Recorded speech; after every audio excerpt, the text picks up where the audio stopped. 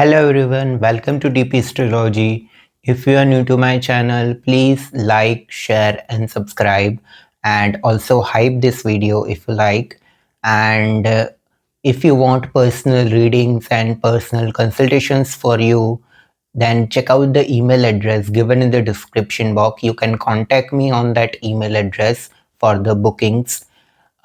In this video, we will see the results of Dharakarka in all 12 houses. इससे पहले भी हमने धारकारका पे बहुत वीडियोस बनाए हैं, पर इस वीडियो में हम पर्टिकुलरली देखेंगे कि धारकारका आपके सारे 12 हाउसेस में बैठ के कैसे आपके मैरिज लाइफ को गवर्न करता है। धारकारका का मीनिंग होता है स्पाउस, हस्बैंड या वाइफ। तो स्पाउस कौन से हाउस में बैठकर, स्पाउस का जो कारका है वो कौन से हाउस में बैठा हुआ है और वो आपके कौन से चीज़ को गवर्न कर रहा है, कौन से चीज़ को या तो कंट्रोल कर रहा है या तो रेगुलेट कर रहा है। तो ये सारी चीज़ें हम देखेंगे इस वीडियो में कि आपके मैरिज लाइफ में धारकारका कैसे रिजल्ट्स ला रहा है, कहाँ पर बैठकर। तो आप इसको अपने D1 चार्ट से भी देख सकते हैं और D9 चार्ट से भी देख सकते हैं। दोनों में आपका धारकारका जहाँ पर जिस भी हाउस में बैठे हो उसके रिजल्ट्स उसके अकॉर्डिंग आप देख सकते हो। एंड ऑल्सो आपके चार्ट में आपका धारकारका कौन सा है और वो कौन से हाउस में बैठा है वो आप कमेंट करके मुझे बता सकते हैं। आई विल रिप्लाई वो कैसे रिजल्ट्स दे रहा है आपके चार्ट में। और यहाँ पर एक डिस्क्लेमर है कि ये जो रिजल्ट्स होते हैं एक्यूरेटली वो डिपेंड करते हैं कि कौन सा प्लैनेट आपका धारकारका है, वो कौन से डिग्री पर बैठा हुआ है, कौन से प्लैनेट के साथ बैठा हुआ है, कौन से प्लैनेट की एस्पेक्ट है। तो ये सारे मैटर्स से भी रिजल्ट्स चेंज हो जाते हैं। तो ये जेनरिक वे में रिजल्ट्स आपको जो है आपके मैरिज लाइफ में देखने मिल सकते हैं। और जिनको नहीं पता कि धारकारका क्या होता है, तो धारकारका आपकी कुंडली में जो भी लोएस्ट डिग्री का प्लैनेट होगा, जिस भी प्लैनेट की डिग्री सबसे कम होगी आपके चार्ट में, उसको हम धारकारका बोलते हैं। तो आपके चार्ट में आप देखिए कि जिस भी प्लैनेट की डिग्री 1 है, 2 है या इसके अराउंड है, सबसे कम है सारे प्लैनेट से कम, तो उसको हम आपका धारकारका कंसिडर करेंगे। और इसमें हम राहु केतु की डिग्रीज को कंसिडर नहीं करते हैं। राहु केतु के अलावा जो 7 प्लैनेट्स है, हम सिर्फ उसी को उनकी ही डिग्रीज को कंसिडर करके धारकारका कैलकुलेट करते हैं। So we will begin with धारकारका इन द फर्स्ट हाउस। अगर आपका धारकारका फर्स्ट हाउस में बैठा हुआ है तो ये दिखाता है कि आपके लाइफ के जो डिसीजंस है उस पर इन्फ्लुएंस रहेगा आपके स्पाउस का। मतलब आपके बिहाफ पे वो डिसीजंस ले रहे हैं या फिर वो रेगुलेट कर रहे हैं आपके डिसीजंस को। आपके डिसीजंस में इंटरफेयर करना, अभी ये मेलेफिक और बेनिफिक तरीके से भी वर्कआउट कर सकता है। ये डिपेंड करता है कि कौन सा प्लैनेट आपका धारकारका है। मेलेफिक प्लैनेट है, मेलेफिक तरीके से बैठा हुआ है, तो ये दिखाएगा कि ज़बरदस्ती आपके डिसीजंस को कंट्रोल किया जा रहा है, ऐसी सिचुएशंस बनेंगी। पर ये बेनिफिक तरीके से बैठा हुआ है और बेनिफिक प्लैनेट है आपका धारकारका, सो ये दिखाता है कि काफ़ी फ्रूटफुल वे में, काफ़ी अच्छे वे में आपके डिसीजंस को कंट्रोल किया जाएगा। आपके हेल्प के लिए आपको एक गाइडेंस के तरह डिसीजंस को इन्फ्लुएंस किया जाएगा। तो ये सारा मैटर करता है मेलेफिक और बेनिफिक चीज़ों पर। यहाँ पर आपके अपीयरेंस और लुक्स पर भी आपके स्पाउस का इन्फ्लुएंस हो सकता है। मतलब आपको कैसे कपड़े पहनने चाहिए या फिर कैसा आउटफिट चूज़ करना चाहिए, मतलब कौन सी एक्सेसरी पहननी चाहिए या फिर आपको जिम जाना चाहिए, बॉडी वेट लूज़ करना चाहिए, गेन करना चाहिए, तो ये कैसा हेयर कट कराना चाहिए, ये सारी चीज़ों पर भी इनका इन्फ्लुएंस रह सकता है। और इवन आपके खुद के सेल्फ पर, मतलब आपके चीज़ लाइफ में जो भी चीज़ें हो रही है उन पर भी इनका कंट्रोल होता है। सो ये आप देख सकते हो अगर धारकारका आपके फर्स्ट हाउस में बैठा हुआ है तो। नाउ धारकारका इन द सेकंड हाउस। अगर आपका धारकारका सेकंड हाउस में बैठा हुआ है तो ये दिखाता है कि आपके जो भी मनी या फिर सेविंग्स होगी उस पर आपके स्पाउस का कंट्रोल रहेगा या फिर इन्फ्लुएंस रहेगा। वो हमेशा आपको कोई ना कोई राय देंगे या फिर आपको बोलेंगे कि यहाँ नहीं, यहाँ इन्वेस्ट करो, आपकी सेविंग्स कितनी है उन पर वो नज़र रखेंगे, कहाँ पर यूज़ हो रहे हैं आपके मनी, कहाँ पर यूज़ हो रहे, स्पेंड हो रहे, या फिर कहाँ कहाँ पर आप सेव करके रख रहे हो अलग अलग जगह पर, बैंक अकाउंट में या फिर कहाँ पे इन्वेस्टमेंट हो रहा है, तो ये सारी जगह पर भी ये ध्यान रखेंगे। और आपका इवन कम्युनिकेशन भी यहाँ पर रेगुलेट करेंगे वो, मतलब आपके कम्युनिकेशन में आपका जो normal day to day life का कम्युनिकेशन होता है, कॉरपोरेट लेवल पर, सोशल लेवल पर नहीं, बट प्राइवेट लाइफ में जो आपका कम्युनिकेशन होता है वहाँ पर भी उनका इन्फ्लुएंस रहेगा कि आप ऐसे बातचीत कीजिए, ऐसे बातचीत मत कीजिए, इनसे बात करिए, इनसे बात मत करिए। तो ऐसे टाइप ऑफ भी थोड़ा-सा रेगुलेशंस देखने मिलते हैं स्पाउस की तरफ से, अगर आपका दारका का सेकंड हाउस में है तो। और यहाँ पर मैंने देखा है कि फूड हैबिट्स में भी इंटरफेरेंस देखने मिलता है। फूड हैबिट्स में मतलब आपको ये चीज़ खानी चाहिए, ये चीज़ नहीं खानी चाहिए, ऐसी ही चीज़ें खानी चाहिए। तो ऐसी सारी चीज़ों में यहाँ पर इंटरफेरेंस देखने मिलता है। और इवन फैमिली रिलेटिव्स को जो भी मैटर्स होते हैं, जो रिलेटिव्स जो होते हैं हमारे, फैमिली नहीं, जो हमारी क्लोज फैमिली है वो नहीं, रिलेटिव्स वाली जो भी फैमिली होती है, वहाँ पर भी थोड़ा-सा इंटरवेंशन देखने मिलता है कि उनसे आपको कैसे रिलेशंस बना के रखने चाहिए। वहाँ पर भी आपको अ, थोड़ा बहुत ऐसे कंट्रोल कर सकते हैं आपके स्पाउस, या फिर गाइड कर सकते हैं, गवर्न कर सकते हैं। नाउ दाराकार इन द थर्ड हाउस, अगर आपका दाराकार का थर्ड हाउस में बैठा हुआ है तो ये दिखाता है कि आप शॉर्ट डिस्टेंस ट्रैवल जहाँ पर भी करोगे वहाँ पर इन्फ्लुएंस रहेगा आपके स्पाउस का। मतलब आप अगर बार बार घूमना पसंद करते हो, कहीं पे शॉर्ट डिस्टेंस ट्रैवल आपको करना पड़ता है, तो वहाँ पर आपके स्पाउस का इन्फ्लुएंस हो सकता है कि यहाँ मत जाइए, ये मत करिए, वो मत करिए, ऐसा। और आपके कम्युनिकेशन पर, मतलब आप सोशली जो कम्युनिकेट करते हो बाहर, घर के बाहर, घर वालों से हट के जो बाहर कम्युनिकेट करते हो, वहाँ पर उनका इन्फ्लुएंस हो सकता है कि आपको बाहर ऐसी बातें नहीं करनी चाहिए, इस तरीके से बात नहीं करनी चाहिए, आप इन लोगों से बात नहीं करनी चाहिए। तो ऐसा आपके कम्युनिकेशन पर भी उनका रिस्ट्रिक्शंस, इंटरफेरेंस देखने मिलता है। और उनका इंटरफेरेंस आपके हार्ड वर्क पर भी देखने मिलता है। मतलब आपके स्पाउस कंट्रोल करेंगे आपका हार्ड वर्क, मतलब वो आइदर ये बेनिफिक प्लैनेट होगा अगर दाराकार का, और बेनिफिक कंडीशन में बैठा हुआ होगा, तो ये दिखाता है कि ये बहुत अच्छी तरीके से आपको हार्ड वर्क करने के लिए मोटिवेट करेगा। बट अगर ये मेलेफिक होगा तो आपके हार्ड वर्क के बावजूद आपको क्रिटिसिज्म देखने मिलना, या फिर आपको जिस तरीके से हार्ड वर्क कर रहे हो उसका अप्रिसिएशन ना मिलना, ये सारी चीज़ें देखने मिलती है मैरिज लाइफ में। और आपके सिबलिंग्स के भी बीच में जो रिलेशन रहेगी उसमें भी ये इंटरफेरेंस हो सकता है आपके स्पाउस के तरफ से। ये अगेन मैलेफिक और बेनिफिक दोनों तरीके से हम देख सकते हैं, depending upon the situation. Now दाराकार का इन द फोर्थ हाउस, अगर आपके दाराकार का फोर्थ हाउस में बैठा हुआ है आपके D1 चार्ट या फिर D9 चार्ट में, तो ये दिखाता है कि आपके जो हाउस के डिसीजंस होंगे, मतलब आपके घर के जो भी डिसीजंस होंगे वो आपके स्पाउस लेंगे, या फिर स्पाउस का उसमें कुछ ना कुछ इन्फ्लुएंस रहेगा, इंटरफेरेंस रहेगा। हम जो होम मिनिस्टर कहते हैं कि लाइक फॉर स्पेशली वाइफ्स को हम कहते हैं होम मिनिस्टर, तो यहाँ पर ऐसे होम मिनिस्टर के जैसे आपको बिहेवियर देखने मिल सकता है। हाउस के सारे डिसीजंस में उनका इंटरफेरेंस हो सकता है। और इवन आपके रिलेशन विथ योर मदर, इसमें भी इंटरफेरेंस या फिर इन्फ्लुएंस हो सकता है। इवन ये मेलेफिक और बेनिफिक दोनों तरीके से वर्कआउट कर सकता है। अगर आपका दाराकार का मेलेफिक प्लैनेट है और मेलेफिक तरीके से बैठा हुआ है, मेलेफिक कंडीशंस में है, तो ये आपके मदर के साथ रिलेशंस को रिस्ट्रिक्ट करेगा, या फिर बिगाड़ भी सकता है अगर बहुत ही ख़राब कंडीशन में है तो। और अगर अच्छी कंडीशन में बैठा हुआ है और बेनिफिक प्लैनेट है आपका दाराकार का, सो ये दिखाता है कि आपके मदर के साथ रिलेशंस को ये इम्प्रूव कराएगा, वहाँ पर इम्प्रूवमेंट की तरफ लेके जाएगा, और जो भी इश्यूज़ है तो वो सॉल्व कराएगा। तो ऐसे रिलेशंस में इंटरफेरेंस आप देख सकते हो, ये आइदर वे में वर्कआउट करता है, मेलेफिक और बेनिफिक दोनों तरीके से। इसको हम आपके चार्ट के अकॉर्डिंग ही समझ सकते हैं कि ये कैसे वर्कआउट करेगा।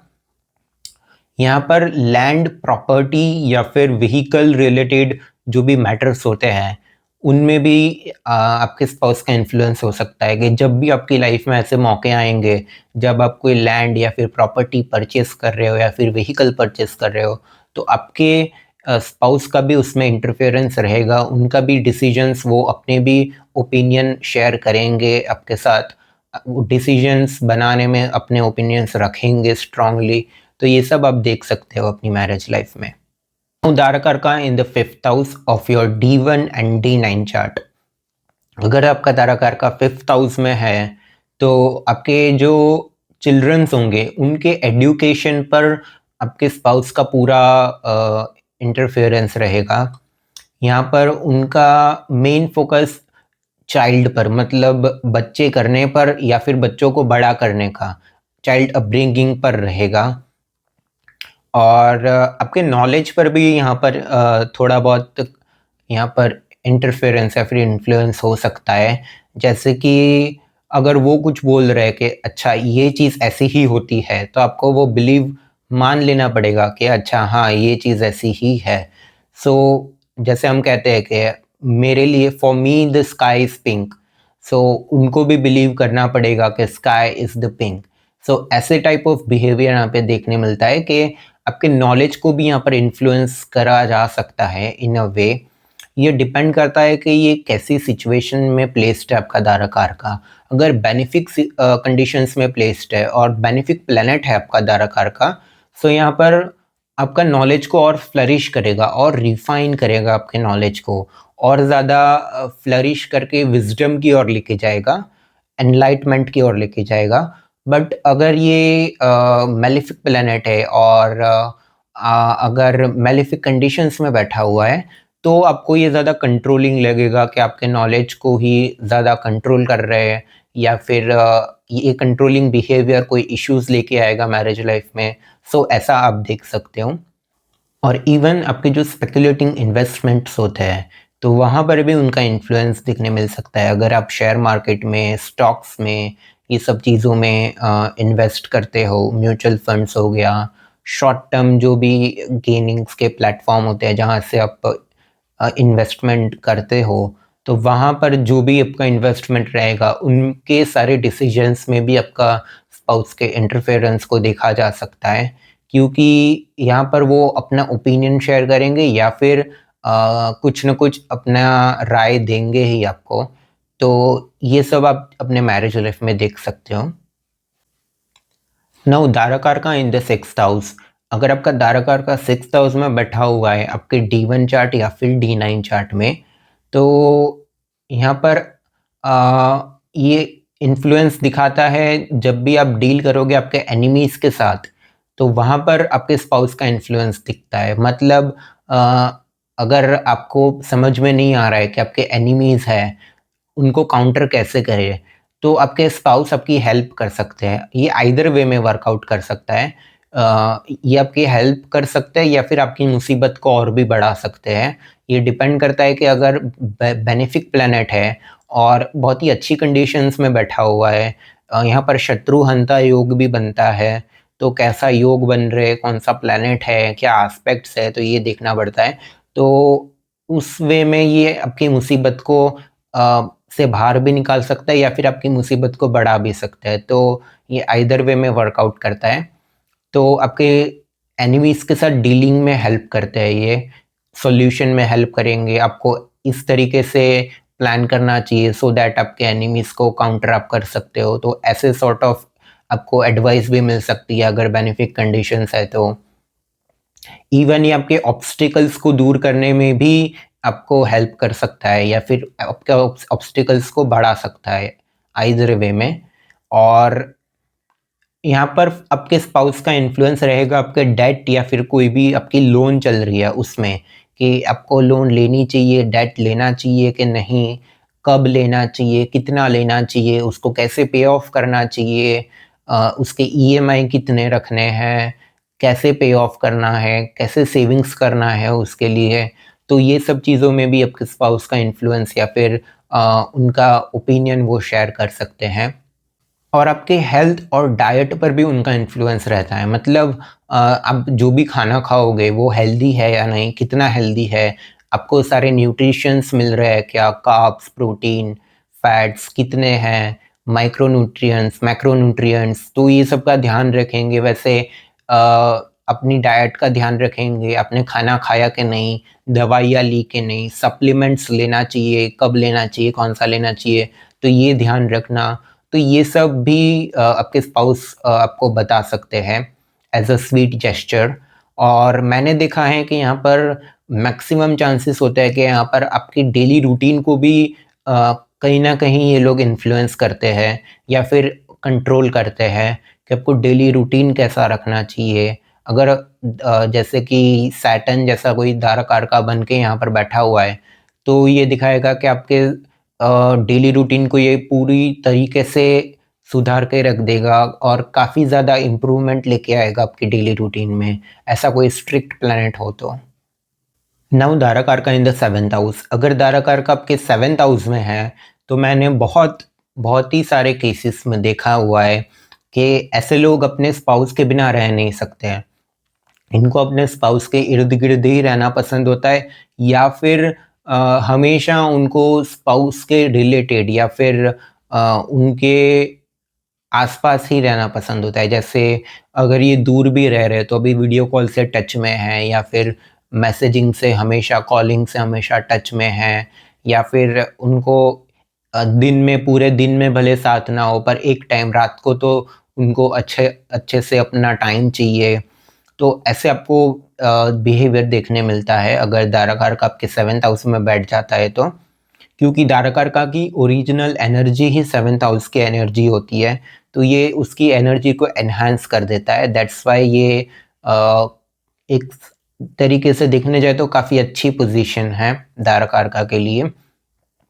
यहाँ पर मैरिज के डिसीजंस जो भी होते हैं, जो आपको म्यूचुअली लेने होते हैं, दोनों पार्टीज अग्री करेंगे, वैसे म्यूचुअल डिसीजंस जो भी लेने होते हैं, जैसे बच्चा कब करना चाहिए, बच्चे को कौन से स्कूल में डालना चाहिए, या फिर ऐसे कोई भी मैरिज से रिलेटेड डिसीजंस होते हैं जो दोनों लोग को साथ में मिल के लेने हैं, तो वैसे में आपके स्पाउस का डोमिनेंस ज़्यादा रह सकता है कि वो अपनी राय ज़्यादा स्ट्रांगली रख रहे हैं, ज़्यादा ओवर पावरिंग वे में रख रहे हैं, तो ऐसा देखने मिल सकता है। अगेन ये डिपेंड करता है कि आपका दाराकार का मेलेफिक प्लैनेट है या बेनिफिक प्लैनेट है और कौन से कंडीशंस में बैठा हुआ है, मेलेफिक या फिर बेनिफिक।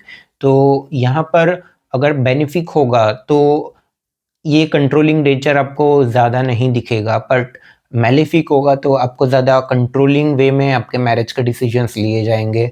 आपको ऐसा लग सकता है कि डिसीजंस थोपे जा रहे हैं आप पे स्पाउस के द्वारा। तो यहाँ पर ये काफ़ी ज़्यादा मैटर करता है कि मेलेफिक है प्लैनेट या फिर बेनिफिक। और इवन आपकी जो फेस टू फेस मीटिंग होती है, जिनसे भी इंटरेक्शंस होते हैं फेस टू फेस, वहाँ पर भी कुछ ना कुछ मतलब इंटरफेरेंस देखने मिल सकता है आपके स्पाउस के साइड से, क्योंकि ये लोग हमेशा कंट्रोल करेंगे या फिर वॉच रखेंगे कि आप कैसे किसी से मिल रहे हो या फिर इंटरेक्शंस किन किन लोगों से हो रही है। नो, दाराकार का इन द 8th हाउस, अगर आपका दाराकार का 8th हाउस में बैठा हुआ है आपके D1 चार्ट या फिर D9 चार्ट में, तो ये दिखाता है कि ऐसे लोगों के जो स्पाउस होते हैं वो अपनी ही खुद की फैमिली से काफ़ी ज़्यादा अटैच्ड होते हैं, काफ़ी ज़्यादा ऑब्सेस्ड होते हैं।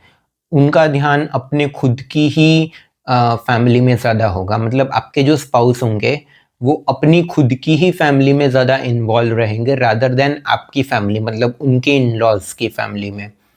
तो ऐसा बिहेवियर मैंने बहुत हद तक देखा हुआ है। अगेन ये डिपेंड करता है कि आपके दाराकार का मेलेफिक प्लैनेट है या बेनिफिक है और कौन सी कंडीशंस में बैठे हुए हैं। और मैंने देखा है कि स्पाउस यहाँ पर सस्पिशियस भी बिहेव करते हैं टाइम टू टाइम, मतलब कोई बात पर शक करना या फिर कोई बात पर उनको डाउट करना, आपके स्पाउस को मतलब डाउट हो आप पे कि आप ये क्या कर रहे हो, क्यों कर रहे हो, ऐसे क्वेश्चनिंग करना, इन्वेस्टिगेशन करना, तो ऐसी सारी चीज़ें भी देखने मिल सकती है time to time in the marriage.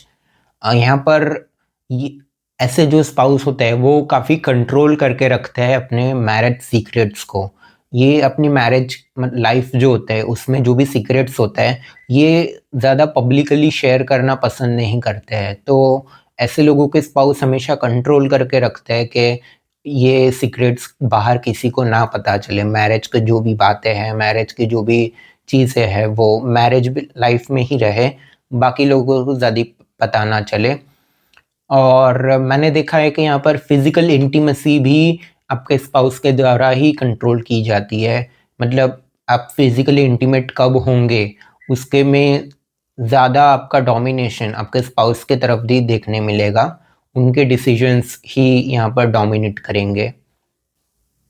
Now दाराकारका इन द 9th हाउस, अगर आपके दाराकारका 9th हाउस में बैठे हुए हैं तो ये दिखाता है कि आपको जो स्पाउस मिलेंगे वो अब एज अ गुरु एक्ट करेंगे आपकी लाइफ में, एज अ मेंटोर एक्ट करेंगे आपकी लाइफ में।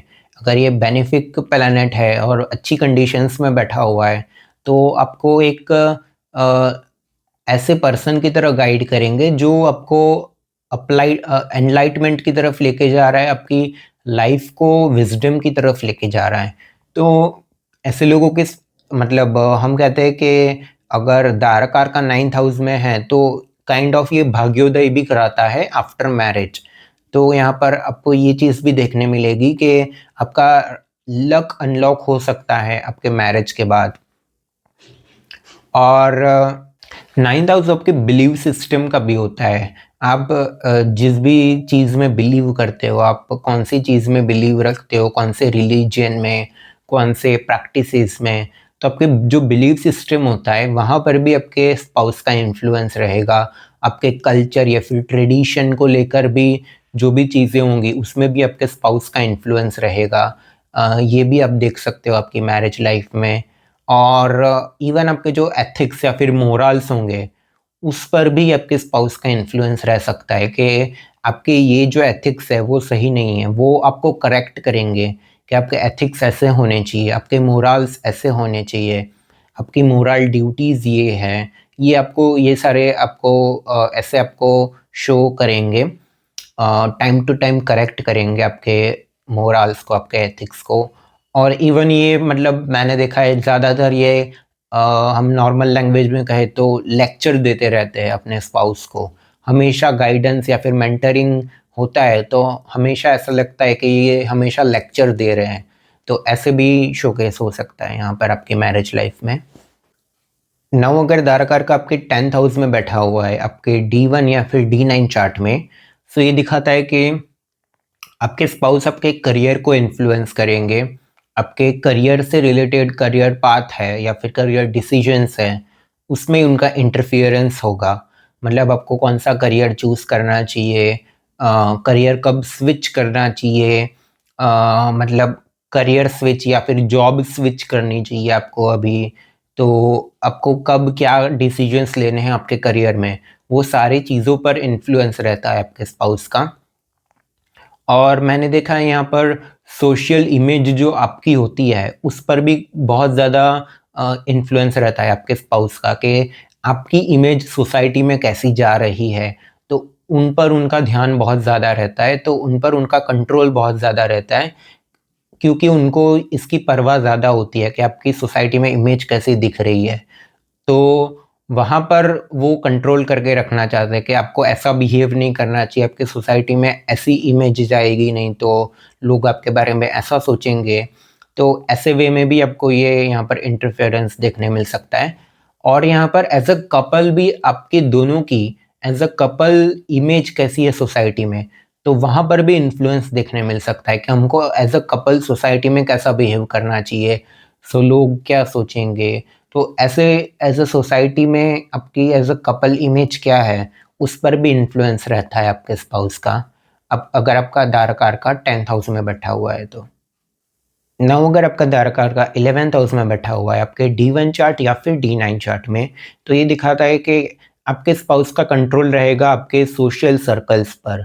मतलब जो आपके सोशल नेटवर्क्स होते हैं वहाँ पर उनको उनका कंट्रोल रहेगा। इवन आपके फ्रेंड सर्कल पर फ्रेंड्स के साथ इंटरेक्शंस होते हैं उसमें भी उनका इन्फ्लुएंस या फिर इंटरफेरेंस रह सकता है। जैसे कि आप आपको बार बार मेलिफिक प्लैनेट अगर यहाँ पर बैठा हुआ है तो ये ऐसे लोग, ऐसे जो स्पाउस होंगे वो आपको टोकेंगे कि इनसे बात मत कीजिए, ये अच्छे नहीं है, या फिर आप इनसे क्यों बातचीत करते हो, इनसे फ्रेंडशिप मत रखिए, इनसे नेटवर्क मत रखिए, इनसे कनेक्शन मत रखिए। तो ऐसे सॉर्ट ऑफ यहाँ पर इंटरफेरेंस देखने मिल सकता है। और अगर बेनिफिक वे में है तो ये आपके फ्रेंड्स के साथ भी फ्रेंडली बिहेव करेंगे, आपके फ्रेंड्स के इंटरेक्शंस को भी इंजॉय करेंगे, तो ये सब देखने मिलता है। और यहाँ पर आपकी जो इनकम है उस पर भी इन्फ्लुएंस दिखता है कि आपकी इनकम कहाँ पर यूज़ हो रही है। मतलब इनकम आती है जब क्रेडिट होती है अकाउंट में, सो आपकी इनकम कहाँ कहाँ पर यूज़ हो रही है, आपके इनकम के सोर्सेज कैसे बढ़ सकते हैं, कैसे बढ़ाने चाहिए, टाइम टू टाइम इंक्रीमेंट। तो ये सब के ऊपर भी आपके स्पाउस का इंटरफेरेंस या फिर इन्फ्लुएंस रहता है। और 11th हाउस को हम मेनली देखते हैं आपके ड्रीम्स, डिज़ायर्स या फिर गोल्स के लिए। तो 11th हाउस में ये चीज़ें हम देखते हैं। सो यहाँ पर भी काफ़ी ज़्यादा इन्फ्लुएंस रहता है आपके स्पाउस का। मतलब आपके जो ड्रीम्स होंगे, डिज़ायर्स होंगे या फिर गोल्स होंगे आपकी लाइफ में, तो वहाँ पर आपके स्पाउस का इन्फ्लुएंस रहेगा कि आपको आपकी लाइफ में ये गोल अचीव करना चाहिए। आपके गोल वो अब आपके जो भी गोल्स होंगे वो उनको शोकेस कराएंगे कि आपको ये अचीव करना चाहिए, आपके ड्रीम्स, डिज़ायर्स ऐसे होने चाहिए, आपको ये अचीव करना चाहिए आपकी लाइफ में। तो ऐसे भी इन्फ्लुएंस देखने मिल सकता है। आपको सपोज़ BMW खरीदनी है, तो ये कहेंगे नहीं आपको फरारी खरीदनी चाहिए, तो फिर आपको लगेगा अच्छा हाँ फरारी ज़्यादा बेटर मॉडल है तो वो खरीदना चाहिए। तो ऐसे सॉर्ट ऑफ आपके ड्रीम्स या फिर डिज़ायर्स भी ये लोग चेंज कर सकते हैं या फिर इन्फ्लुएंस कर सकते हैं ये। नौ दाराकार का इन द 12th हाउस, अगर आपके दाराकार का 12th हाउस में बैठे हुए आपके D1 चार्ट या फिर D9 चार्ट में, तो ये दिखाता है कि आपके स्पाउस का इन्फ्लुएंस रहेगा आपकी स्लीप के ऊपर, आपकी स्लीप पैटर्न या फिर स्लीप साइकिल के ऊपर आपके स्पाउस का इन्फ्लुएंस रहेगा। अगर आपके स्पाउस के साथ नहीं बन रही है, जिस दिन झगड़ा हो रहा है या फिर कोई इश्यूज हो रहे हैं, तो आपकी स्लीप साइकिल डिस्टर्ब हो सकती है, आपकी स्लीप रूटीन डिस्टर्ब हो सकती है, ये देखने मिलता है यहाँ पर। और मैंने देखा है कि ऐसे लोग अगर साथ में सोते हैं, एक मतलब बेड शेयर करके जब भी सोते हैं ये लोग साथ में, तो इनको ज़्यादा मतलब लाइफ में अनलॉकमेंट देखने मिलता है। इनकी लाइफ ज़्यादा इजी वे में वर्क करती है, मैरिज लाइफ स्पेशली। और यहाँ पर दाराकार का लॉसेस के हाउस में बैठा हुआ है, तो यहाँ पर ये दिखाता है कि आपके स्पाउस आपके एक्सपेंडिचर्स को, आपके लॉसेस को इन्फ्लुएंस करेंगे या फिर कंट्रोल करेंगे। अभी कंट्रोल करेंगे मतलब कम करेंगे या बढ़ाएंगे, तो ये मेलिफिक प्लैनेट या फिर बेनिफिक प्लैनेट उसको देखकर हमको पता चलता है कि अगर सपोज मेलिफिक प्लैनेट है और मेलिफिक कंडीशंस में बैठा हुआ है, तो आपके एक्सपेंडिचर्स को ये लोग बढ़ाएंगे, आपका खर्चा बढ़ सकता है या फिर बढ़ा सकते हैं ये लोग अपने साइड से खर्चा आपके स्पाउस। तो ऐसे भी बिहेवियर देखने मिल सकता है। या फिर बेनिफिक प्लैनेट है तो आपके जो भी एक्सपेंडिचर्स है उसको कंट्रोल करेंगे, बोलेंगे कि आप फालतू का खर्चा मत कीजिए, वो खुद भी नहीं करेंगे, आपको भी सलाह देंगे कि आप एक्सपेंडिचर्स कम कीजिए, सेविंग्स कीजिए, लॉसेस को कम कीजिए। तो ऐसे यहाँ पर देखने मिलता है और ये डिपेंड करता है आपके चार्ट में किस तरीके से प्लेस्ड है आपका दाराकार का। और अगर आप स्पिरिचुअल पर्सन हैं या फिर एज के साथ अगर आपकी स्पिरिचुअलिटी आती है जब भी आपकी लाइफ में कोई भी एज पॉइंट पर, तो तब ये दिखाता है कि आपकी स्पिरिचुअलिटी भी इन्फ्लुएंस रहेगी आपके स्पाउस से। मतलब आपके स्पाउस आपको इधर गाइड कर सकते हैं या फिर स्पिरिचुअलिटी में प्रॉब्लम्स ला सकते हैं, ये दोनों वे में वर्कआउट कर सकता है। अगर ये बेनिफिक प्लैनेट है और अच्छी कंडीशंस में बैठा हुआ है तो दोनों ही स्पिरिचुअल जर्नी में साथ में प्रोग्रेस करेंगे। पर ये मेलिफिक प्लैनेट है तो आपकी स्पिरिचुअलिटी में कुछ ना कुछ इश्यूज या फिर प्रॉब्लम लाएगा with the time and age. ये 12th हाउस आपके सबकॉन्शियस माइंड को भी दिखाता है। तो मैंने ऐसा देखा है कि कहीं ना कहीं अंडरलाइन ये हमको रिजल्ट्स दिखते नहीं है सामने, कोई जज नहीं कर सकता इसको, बट मैंने अपने एनालिसिस में, अपने कंसल्टेशंस में ऐसा देखा हुआ है कि ऐसे लोगों को सबकॉन्शियस माइंड कंट्रोल करना भी आता है। मतलब स्पाउस आपके सबकॉन्शियस माइंड को भी कंट्रोल कर सकते हैं without even knowing, without even you knowing that. So ये भी देखने मिल सकता है। सो ये सब डिपेंड करता है कि किस कंडीशंस में आपका दाराकार का बैठा हुआ है। I hope you like this video. If you really like this video, please also hype this video, and we will see you in the next video. Till then, bye bye.